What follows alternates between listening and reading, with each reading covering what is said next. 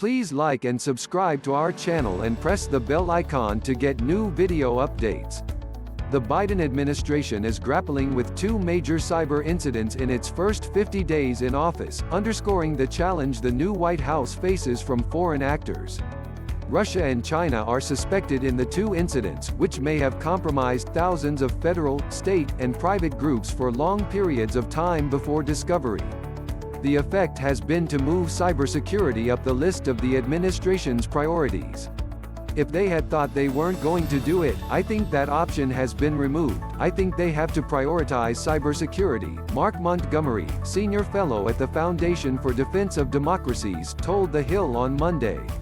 The first compromise, which has become known as the SolarWinds hack, involved what U.S. intelligence agencies have described as likely sophisticated Russian hackers exploiting software from IT group SolarWinds to breach at least 9 federal agencies and 100 private sector groups.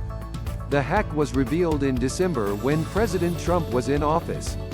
The second comprise was announced last week by Microsoft, which said a Chinese state-sponsored hacking group had exploited previously unknown vulnerabilities in its Exchange server email application.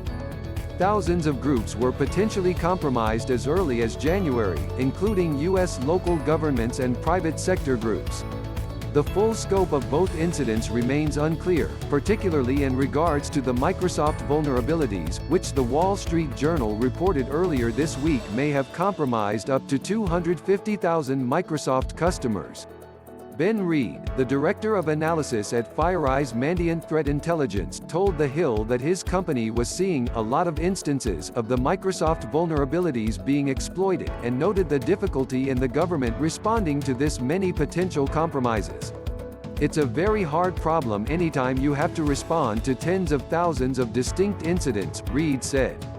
A problem like this is difficult, but I have seen continued work and engagement, and it has been a priority for the administration and the government in general. White House Press Secretary Jen Psaki has repeatedly told reporters that the administration will respond in weeks, not months, in pushing back against Russia for the SolarWinds hack. The New York Times reported earlier this week that this response will kick off over the next few weeks, with the U.S. launching a series of clandestine actions against Russia, along with imposing sanctions and Biden signing an executive order to bolster federal cybersecurity. While the administration has had weeks to formulate a response to Russia, the investigation into the Chinese exploitation of Microsoft vulnerabilities is just beginning. The White House National Security Council put out a tweet last week strongly encouraging groups running Microsoft Exchange Server to take immediate measures to determine if they were already targeted. The warning came days after the Cybersecurity and Infrastructure Security Agency (CISA) ordered federal agencies to investigate for compromise and immediately implement a patch against the vulnerabilities. In addition, The Washington Post reported that federal officials would meet this week to discuss establishing a Cyber Unified Coordination Group to respond to the Microsoft incident, which would be similar to a group established in December to respond to the Russian activity. The White House did not respond to The Hill's request for comment on these actions. Biden is facing the new challenges with key posts in his administration open. The president appointed former National Security Agency cyber lead Ann Neuberger to serve as Deputy National Security Advisor for Cyber and Emerging Technology, but he had not yet formally nominated individuals to serve as White House Cyber Czar, recently established by the annual defense funding bill, and to lead CISA. The recent cybersecurity breaches underscore the immediate need to bolster our defenses, Representative Jim Langevin, DRI, a key leader in the push to establish the Cyber Czar position, told The Hill on Monday. The Biden administration is certainly placing an emphasis on the issue. However, the president needs to appoint a national cyber director as soon as possible to lead strategy implementation and ensure a whole-of-government response to significant cyber incidents. Michael Daniel, who served as White House Cybersecurity Coordinator under the Obama administration, stressed that filling these roles was essential to preventing these types of breaches. There is no substitute for getting people into jobs who develop policy proposals and then implementing those ideas, Daniel, who currently serves as President and CEO of the Cyber Threat Alliance, told The Hill. The administration deserves credit for prioritizing filling cybersecurity positions, but it needs to press forward with filling the remaining positions as expeditiously as possible.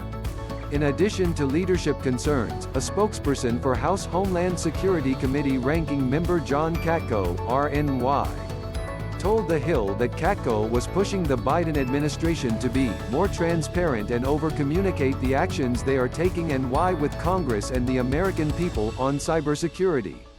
The timing for the cybersecurity incidents also comes as Biden is working to establish his own foreign policy goals and relationships, including balancing holding nations such as Russia and China accountable for their actions, but also working collaboratively when possible.